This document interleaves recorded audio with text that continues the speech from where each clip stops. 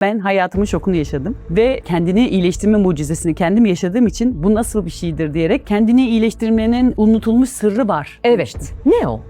İşte o ne? Yanımda Türkiye'nin en değerli sanatçılarından biri Didem Balık var. Bir konserinizde bir şey yaşadınız. Sonra bir iyileşme hikayeniz başlıyor. Güzel şeyleri yaparken hastalanmak bir sanatçı için düşünebiliyor musunuz? Astım hastasıydım, makinem vardı, ona giriyordum. Sahneye çıkmadan önce mutlaka topu doktora atıyoruz. Biz hiçbir şey yapmıyoruz. İşte ben burada devreye giriyorum. Mekanizmanın kendini iyileştirebileceğini söylemiş Hipokrat. Ruhani anlamda evlat edinerek el veriyorlar. Auramızı yırtıyor bunlar. Bizim kalkanımız auramız. Bu beni çok şaşırtıyor biliyor musunuz Didem Hanım? Neden auramız yırtılıyor? Onu da konuşabiliriz. Çok öfkelenirsek, çok üzülürsek, eterik beden dediğimiz incecik bir bedenimiz var.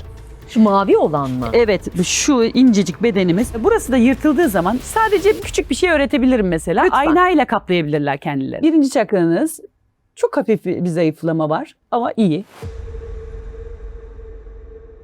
Efendim merhabalar. Yanımda Türkiye'nin en değerli sanatçılarından biri Didem Balık var. Hikayesini konuşacağız. Hikayesinde peki ne var? Kendisinden öğreneceğiz. Türkiye'nin en önemli opera sanatçılarından birisiniz. Türkiye sizi Opera Twins olarak tanıyor. Kız kardeşiniz Sinem Balık'la birlikte. Evet, doğru. Bize bugün şifa yolculuğunu anlatacaksınız ama Didem Hanımcığım hoş geldiniz. Hoş bulduk. Çok teşekkür ederim davetiniz için. Biz teşekkür ederiz. İlginç bir hikaye sizleri bekliyor. Bu kadar dünyanın pek çok noktasında önemli sahnelerde çıktınız. Dünya sizi tanıyor ama bir konserinizde bir şey yaşadınız. Sonra bir iyileşme hikayeniz başlıyor. Kızılderili şifasını öğrendiniz. Yanlışım var mı buraya Harika kadar? gidiyorsunuz. Doğru. Kozmo enerji ve kadim kızılderili çalışması. Evet, ikisini birlikte. Kozmo enerji ne demek Didem Hanımcığım? Kozmo enerji Vladimir Petrov'un yaptığı bir sistem. Doktor bir kişi, kendisi doktor. Demiş ki hastalıkların iyileşmediğini görmüş. Bazı hastalıkların kişilerin kendilerini iyileştirmediklerini fark etmiş. Ve bu araştırmalara girmiş ve kozmo enerjiyi kendi sistemini yaratmış. Ve frekanslar olduğunu bunları öğrenince kan sistemine göre, ona göre, buna göre diye bütün sistemi kurmuş. Ve Rusya'da kozmo enerji okulları var. Ukrayna'da da var. Hepsini bir çatı altına toplamışlar ve ben de bu çalışmaları yapıyorum. Süper. Şimdi siz kendiniz şifalandınız Evet. ama bu hikayeye herkesi dahil ettiniz. Evet. Şifayı öğretiyorsunuz. Yani şöyle Şifalanmayı belki de. çok güzel. Şöyle tabii ki tıp doktorlarıyla başımızın üstüne yeri var tıp Mutlaka, doktorlarının. mutlaka. Benim babam da doktor, eski eşim de doktordu. Onları Allah başımızdan eksik etmesin. Bir kere onu söyleyerek başlayalım konuya. Burada bizim dikkate çekmek istediğimiz konu şu. Kişiyi sadece doktorlar tabii ki gidecek doktora ilaçlarını içecek ama kendilerinin de yapacağı çok şey var. Onu hatırlatmak adına biz birlikte şu anda bu konuşmaları yapıyoruz. Kozmo enerji eğitimiyle Kızılderili şifasını öğrendikten sonra aslında insanın vücudunda kendini iyileştirecek bir mekanizma olduğunu mu keşfettiniz? Evet, esasında şöyle söyleyeyim size, Hipokrat'a isterseniz bu konuyu dayatalım. Hipokrat biliyorsunuz tıbbın babası. O bile size güzel güzel çalışmalar yaptım. Onları Görüyorum. Getirdi.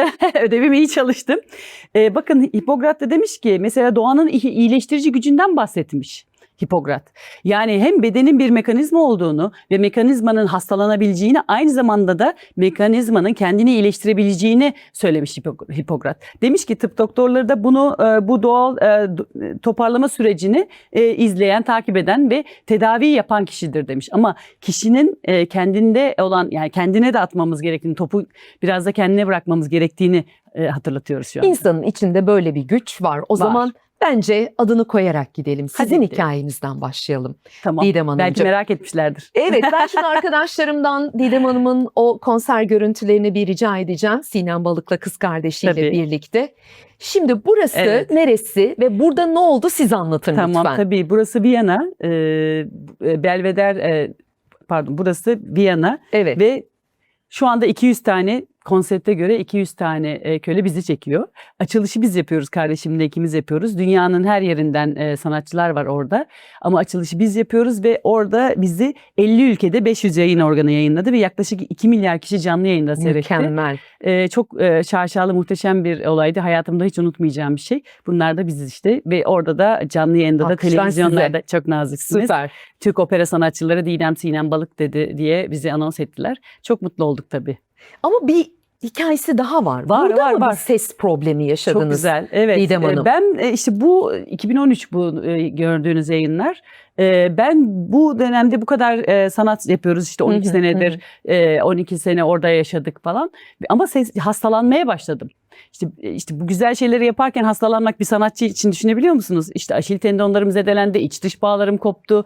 Astım hastasıydım, makinem vardı, ona giriyordum. Sahneye çıkmadan önce mutlaka giriyordum. Ondan sonra Yani sisteminizde bir bozulma Evet, var enerji- baştan ayağa. Evet, tam tamına baştan ayağa. Aşil tendonlarından en sonunda ses tellerimde işte burama kadar geldi derler ya, ses tellerimde kist oluştu ve doktorlar ameliyat olmam gerektiğini söylediler. Ve ben de tabii ki bu bizim için çok büyük bir şok. Yani futbolcunun aşil tendonlarının zedelenmesi ya da kopması gibi bir şey. Futbol hayatı bizim biter, sizin hayatımız de biter. ses telleri öyle. Evet, öyle bir şey. Ve biz ne yaptık? Ben o zaman alternatif çalışmalar yapmayı hedefledim kendime. Ve kozmoenerji çalışmalarıyla karşılaştım. Ve ameliyat tarihine alana kadar bir gideyim bir çalışmalar yaptırayım evvela kendime dedim. Yani onu da tabii doktorların dediğini de dinleyeceğim yani. Onu da bir daha altını çizelim. Ondan sonra bu kozmoenerji çalışmaları yapıldı bana. Sonra da ameliyat tarihi almaya gittiğimde doktor kistin geçmiş, hadi sana güle güle dedi. Ben hayatımın şokunu yaşadım.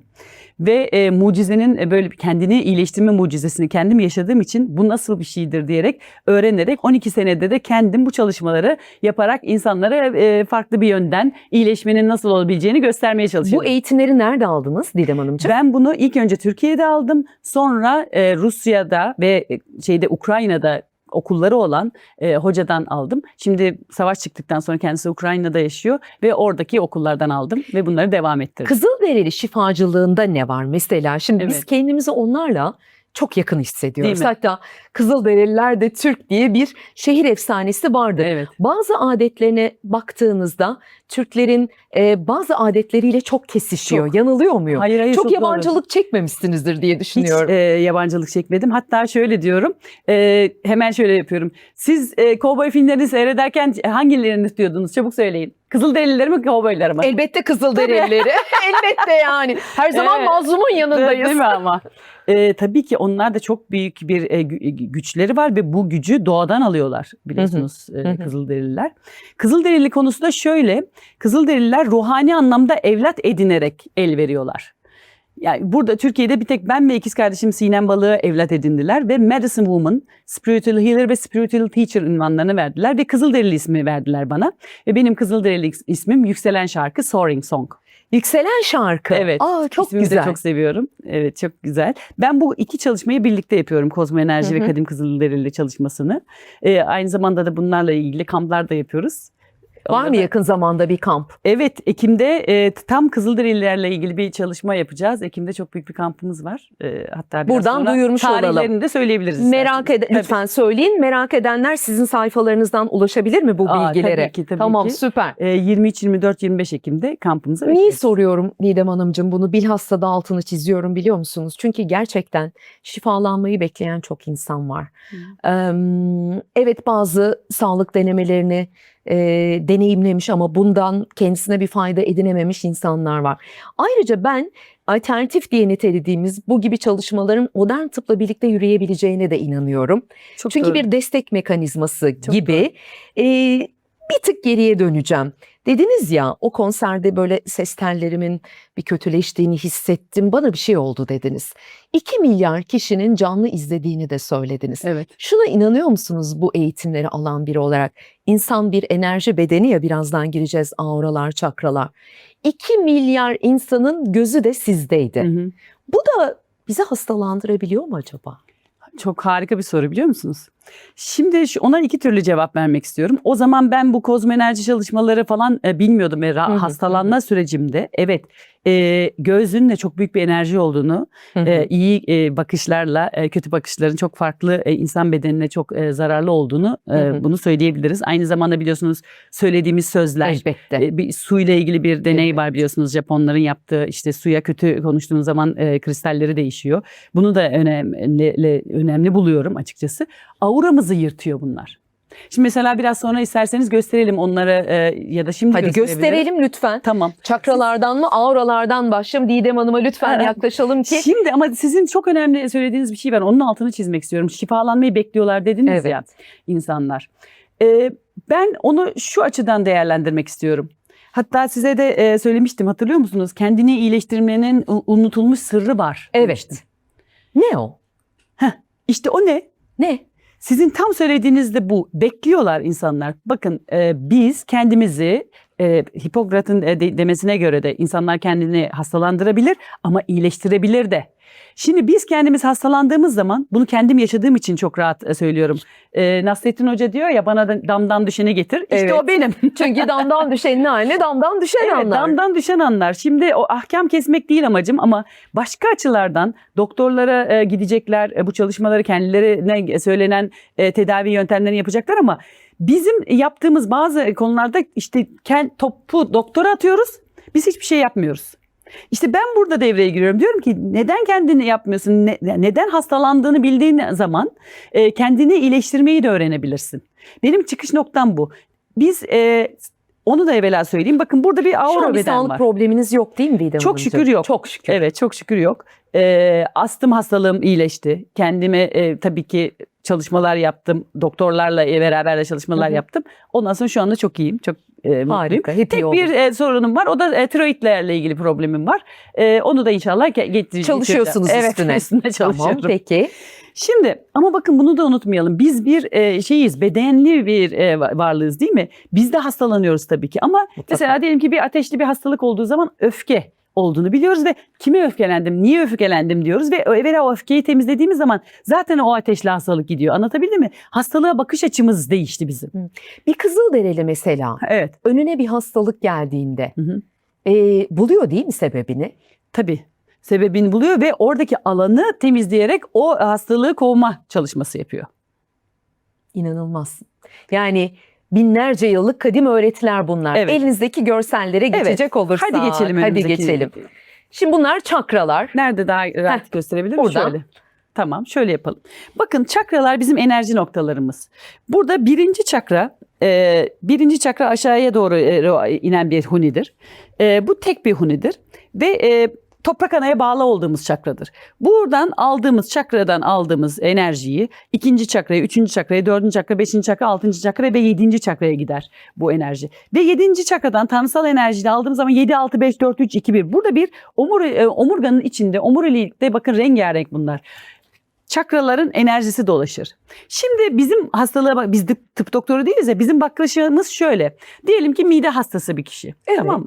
Mide hastalığından örnek verelim. Toplumda da Nedir? çok var mide Evet. problemleri. Mide problemi nedir? Bizim için üçüncü çakra zayıflamasıdır. Çünkü mide problemini çözecek olan kişi doktorlar da değil mi? Doktora gidersiniz. Doktor yapar tedavisini. Biz ne yapıyoruz? Midenin diyoruz ki evet üçüncü çakrası demek ki zayıflamış. Yani bunu şey gibi düşünün. Bir sulama tarlayı düşünün ve arklar açılıyor değil mi tarlalarda? İşte burada da bir şeyle ağaçların ekili olduğunu düşünün. Şimdi buradan suyu bir veriyorlar değil mi? Oralara gidiyor sular. Burada bir çakıl taşları olduğu zaman ne oluyor? Burası artık yavaş yavaş sulanamamaya başlıyor ve burada bir hastalıklar ya da bir ağacın zayıflaması söz konusu oluyor değil mi? Biz de çakraları öyle düşünüyoruz. Enerji noktalarında tıkanıklık olduğu zaman bedene inmiş hastalık dediğimiz şeyi işte mide hastalığından bahsettik. Yaratıyor bu hastalıklar. Bu şekilde oluşuyor. Ne yapıyoruz biz? Evvela çakrayı dengeliyoruz. Çakranın ihtiyacı olan enerjiyi verdiğimiz zaman Nasıl dengeliyoruz ama? işte bu frekanslarla oluyor bu. Frekanslar kozmoenerji çalışmasında frekanslarla oluyor ve kadim kızılderili çalışmasıyla ikisini birlikte yapıyoruz. Bu çakralar mesela Evet. bir daha gösterebilir miyiz Tabii. görseli Didem Evet. Hanımcığım? Evet, Tam şöyle. bu şekilde olmalı değil mi sağlıklı kalabilmek için? Evet, bu bir döngü, dönüşleri var bunun. Hem omurganın arkasında ve önünde var gördüğünüz gibi. Omurganın bazıları sadece önde zannediyorlar. Bu şekilde bir şeyi var. Yavaşlıyor çakralar ve o zaman hastalığa açık hale geliyoruz. Bir Sadece de bu yırtılıyor yetmiyor. dediniz. Bravo. İşte şimdi onu anlatacağım. Aynı zamanda da auramız var bizim. Yaradan tarafından yaratılmış. İkisi de enerji noktalarımız ve kalkanımız. Bizim kalkanımız Bu auramız. beni çok şaşırtıyor biliyor musunuz Didem Hanım? Bu ama etrafımızda böyle bir harenin olması İnanılmaz beni güzel bir şey inanılmaz değil mi? şaşırtıyor. Evet, çok güzel bir şey. Yaradan işte çok muhteşem yaratmış. Şimdi bakın burada gördüğünüz gibi bir yumurta gibi düşünün bunu, tamam mı? Negatif enerji buradan bazen yırtılıyor. Neden auramız yırtılıyor? Onu da konuşabiliriz. Neden? Hem soruyorum hem cevap veriyorum, gördünüz mü? Ama bu çok önemli bir soru çünkü belki seyircilerimiz de bunu sorar. Çok öfkelenirsek, çok üzülürsek, işte bizim bildiğimiz kin duyguları, o negatif duygular bizim auramızı yırtmaya başlıyor. Ve ne oluyor? Evvela duygusal sorunlar oluyor. Aura yırtıldığı zaman şuraya kadar geldi diyelim. Buraya kadar geldiği zaman duygusal sorunlar yaşamaya başlıyor kişiler, tamam mı? Tamam. Biraz daha ilerlediği zaman psikolojik sorunlar yaşamaya başlıyorlar. Bakın eterik beden dediğimiz incecik bir bedenimiz var. Şu mavi olan mı? Evet, şu incecik bedenimiz. Buraya da burası da yırtıldığı zaman negatif enerji o kadar yaklaşıyor ki eterik bedeni de yırttığı zaman bedene inmiş hastalık dediğimiz şeyler oluşuyor.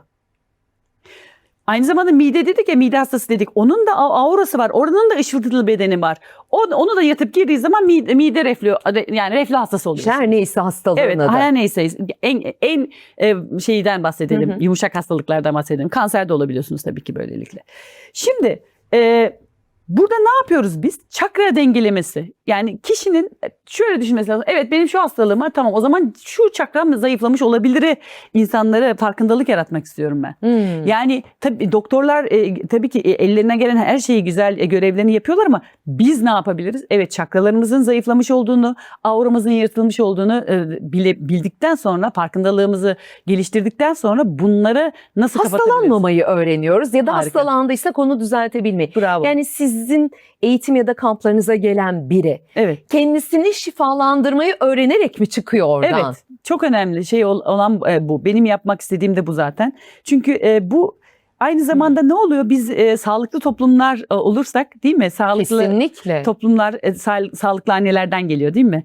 Anneler özellikle bu konuda biliyorsunuz ruhsal gelişmişliği en çok hisseden annelerimiz, kadınlarımız oluyor. Buradan bütün annelere öpüyorum. Bütün kadınlarımızı Evet, ya. bütün kadınlarımıza, Hepsi candır. anne adaylarına. Kesinlikle. Öpüyorum. Şunu demek istiyorum. Şimdi annenin alanı 16 yaşına kadar da çocuk annenin alanında. Bunu bilmek gerekiyor. Sonra? Kendi işte bu teenager şeyleri, senden nefret ediyorum şöyle diye şeyler var ya, o olaylar hepsi kendi alanını oluşturmakla yükümlü olduğu için çocuk yani çocukluktan gençliğe geçişte bu biraz onları strese sokuyor ve biz anneler olarak bilmemiz gerekiyor ki çocuğun bir gelişim aşamasında ona göre yaklaşmaları gerekiyor.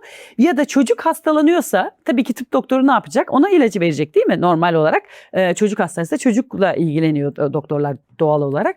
Biz ne yapıyoruz? Annenin alanında, daha büyük hastalıklarda anne ve babanın alanında olduğu için onların Çalışma titreşimini yapıyorsunuz. artmasına fikir vermek bile onlara çok farklı açılardan Anne baba değerlendirme oluyor. iyileşince çocuk da iyileşiyor Evet, gibi mi dolayısıyla, algılayalım? Evet, tabii.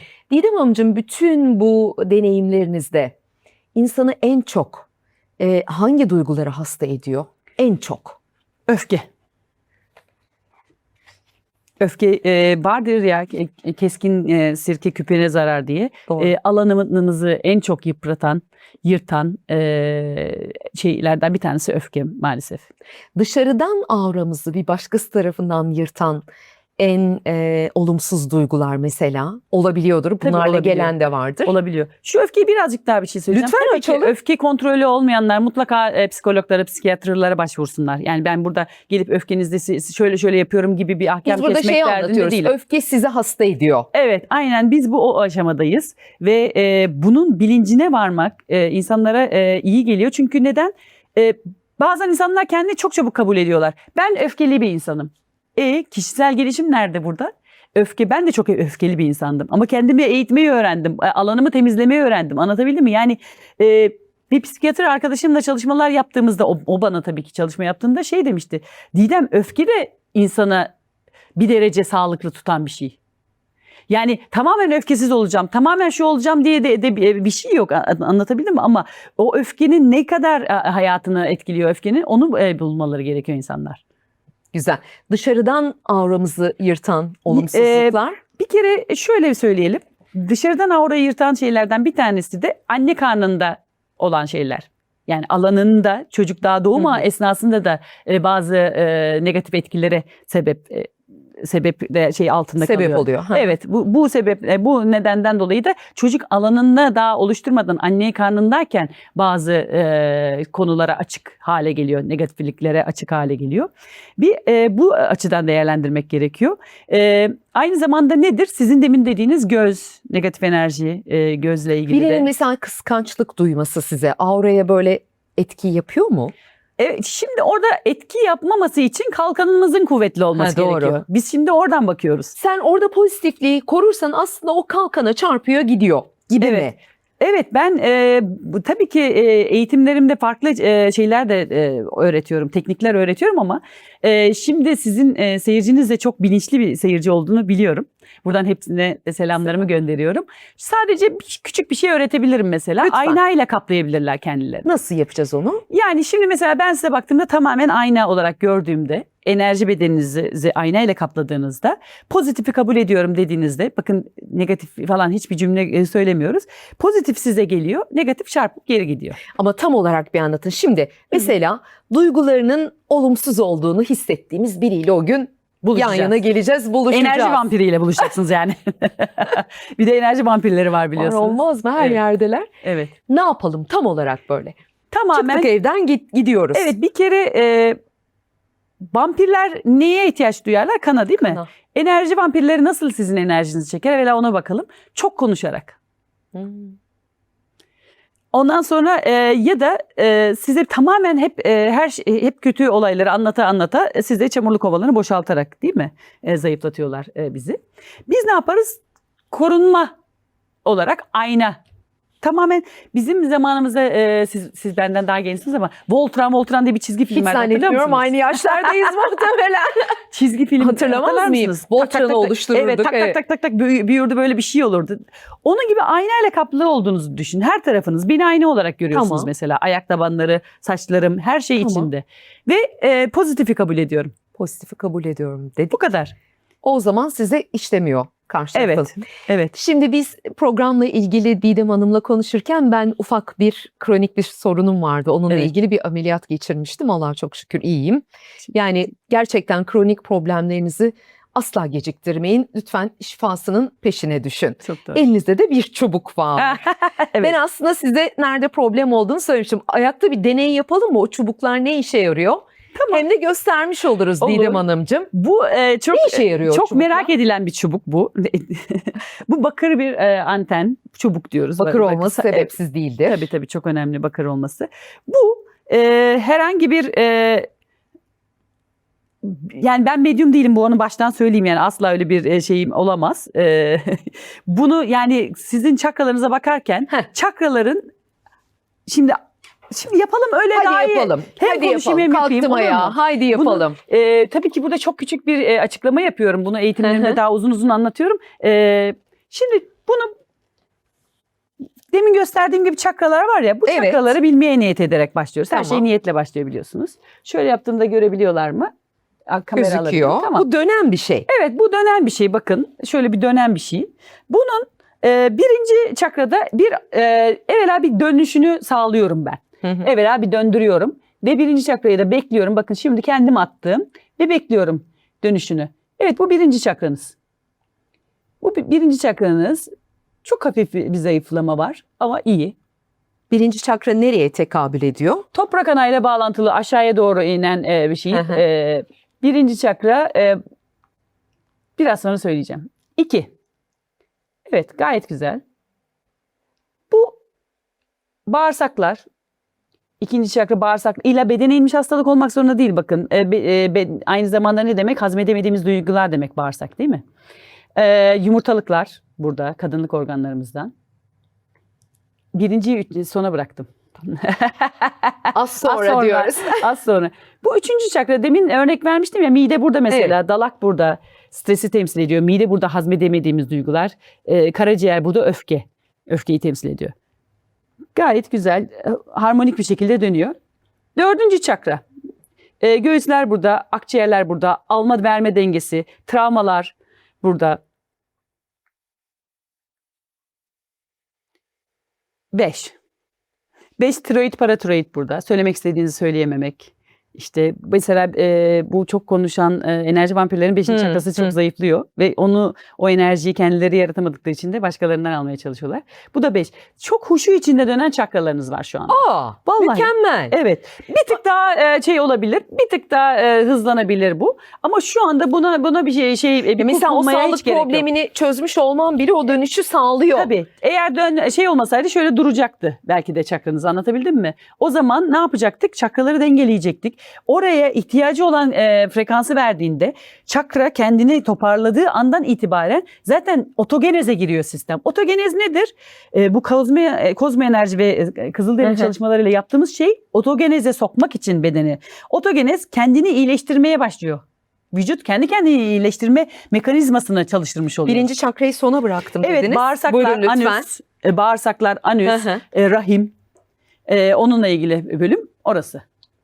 Mesaj alınmıştır. Buyurun lütfen Didem Hanımcığım. Çok güzel oldu bu, böyle anlamış olduk yani. Değişmeyen yıl 2026 ama bir şifa anlayışı olduğuna inanıyorum ben, ki siz de buna inanıyorsunuz. Evet, tabii ki. Gerektiğinde zaten modern tıbbın imkanlarından faydalanıyoruz. Ama bir bakıyorum, Hipokrat, İbn Sina, Jung, Kızılderililer aynı paydada buluşuyorlar. Evet. Siz tüm bunlara baktığınızda ortak paydaları ne?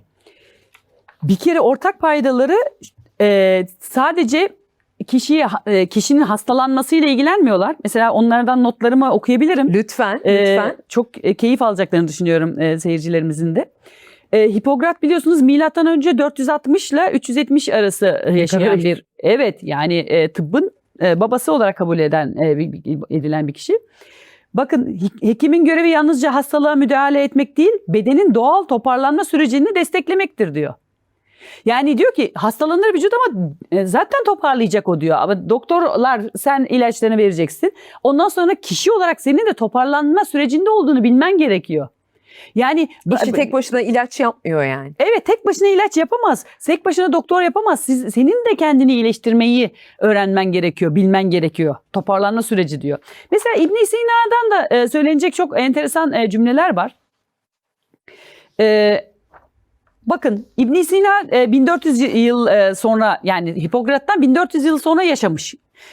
Ve en önemli eserlerinden birisi de El Kanun Fit tıp kanununu yazmış. Düşünebiliyor musunuz? İnanılmaz bir şey. Ve İbn Sina'nın yaklaşımı, tıbbın amacı sağlığı korumak, hastalık ortaya çıktığında iyileşmeye yardımcı olmaktır demiş. Hastalık ortaya çıktığında. Ama insan sağlığı, bedeni, işlevi, ruhsal durumu ve çevresi arasında dinamik bir denge olması gerektiğini de söylemiş. Yani bu çok önemli bir şey. Bunlar biz şu anda hani belki benden duyuyorlar, ilk benden duyuyorlar ya da son benden duymayacaklar ama yıllardır olan şeyleri hatırlatmak bizim görevimiz, değil mi? Kesinlikle. Yani bu programlara da hatırlatmasına ihtiyaç var zira. Size tekrar teşekkür ediyorum beni davet ederiz ettiğiniz için. Hatırlamak isteyenler sizin vasıtanızla hatırlıyorlar. Jung ne diyor mesela insan bedeni sağlığı için? Var mı yine onlarla buluştuğu ortak bir biliyorsunuz nokta? kendisi psikiyatrist. Evet. Yani bu analitik psikolojinin kurucusu kendisi. Diyor ki Jung'a göre insan yalnızca bilinç yönü değil, farkında olmadığı iç dünyası da kararlarını ve davranışlarını etkiliyor. Doğru. İç dünyamızı. Doğru. Değil mi? Bunu yani hastalığı sadece evet şu hastalık var diye bakmak yerine birazcık da kendimizi dışarıdan bakıp ya da iç dengemize bakıp da karar vermek diyebiliriz buna. Ya şöyle diyebilir miyiz? Bilmiyorum, katılır mısınız? Herkes kendi hayatında bilir. Tutundukları, vazgeçemedikleri, böyle sıkı sıkı sarıldığı durumlar vardır. Onları bıraktığında onun vücuda hasar verdiği taraf da bırakıp gidiyor ya. Evet. Yanılıyor muyum? Bunu şöyle düşünelim. Beraber halat çekmece oynayalım sizinle. Tamam. Ay ben çok sıkıldım gidiyorum deyince pat diye bıraktığım zaman ne olacak? Siz Yere düşeceğim. ben de ay affedersin diyeceğim ama ben kendi yoluma devam edeceğim, değil mi? Aynen. Bazen evet insanları da belki bırakmak gerekiyor. lazım. Hastalandığımız zaman onun da farkına varıyoruz. Şurada buna bir paralel bir şey söylemek istiyorum. Aynı zamanda da hastalanan insanların baktığımızda çoğunun da hayır dememeyi hayır diyemeyen insanlar olduğunu görüyoruz. Bu benim için çok önemli bir noktaydı. Ben bunu psikiyatr arkadaşımla çalıştım dedim ya, o benim üzerimde çalıştı. İnci Şen kulakları çınlasın. Didem sen hayır demeyi bilmiyorsun. Nasıl ya, ben diyorum işte yok. Hadi böyle hemen kendini savunursun ya. Sen birinci çekirdek aile diyemiyorsun. Arkadaşlarına falan diyebilirsin ama çekirdek aileye de zamanı geldiğinde de hayır demeyi öğrenmek gerekiyor. Doğru. Şimdi hayır demek neyi katıyor bize? Bir kere insanları bir çerçeve, bir sınır çizmiş oluyoruz. Yani bu kim olursa olsun o sınırı girmemesi gerekiyor, değil mi? O zaman kendini iyileştirme alanı da tanımış oluyorsun kendine. Doğru. Ben sizin notlarınızdan aslında noktayı koyacağım Didem Hanımcığım. Hadi koyun. Soru şu, kendini iyileştirmenin ilk kapısı nerede açılır? Didem Balık diyor ki, iyileşme yolculuğunun ilk adımı kendini tanımak. Kendini sevmek çok önemli. Hiçbirimiz kendimizi sevmiyoruz. Sınır koyabilmek ve yaşamda bilinçli seçimler yapabilmektir. Doğru mu? Çok doğru. Bunu Final cümleleri de sizin olsun. şimdi sonbaharda kitabım çıkacak. Bunları Ay, oradan güzel. da takip edebilirler sevgili seyircilerimiz inşallah. Keyifle buluşacağım bir kitabım oldu. Kitap çıktığında bir sohbet daha yaparız. Ay, değil mi? Sözünü Ama alalım ben şimdiden. çok keyif aldığım için ben memnuniyetle gelirim davet Tamam, ederseniz. süper.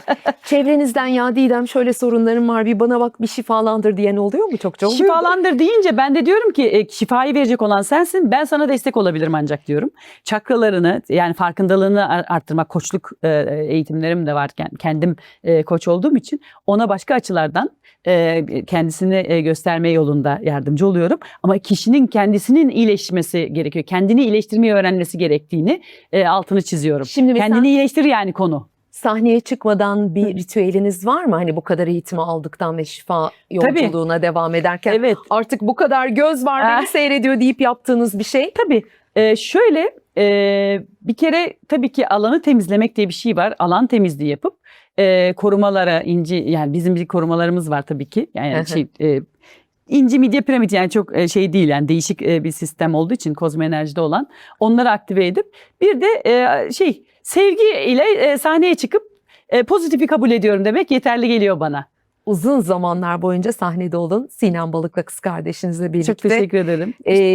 Bayrak taşıyıcılar vardır ülkede. Siz de bu ülkenin bayrak taşıyıcılarındansınız. Çok naziksiniz, çok İyi sağ ki olun. geldiniz. Çok İyi ki teşekkür ederim. öğrendik sizden İnşallah pek çok eğitimlerime noktayı. de bekliyorum sizi. İnşallah. Kamplarıma Zaten bekliyorum. Didem Hanım'ın sayfasını duyurduk Evet. en başta zaten. Lütfen Instagram'ına Evet. bakın, orada zaten. Grup çalışmaları yapıyorum. Evet, bu eğitimleri hem online duyuruyor. yapıyorum, hem İzmir ve İstanbul'da çalışmalar yapıyorum.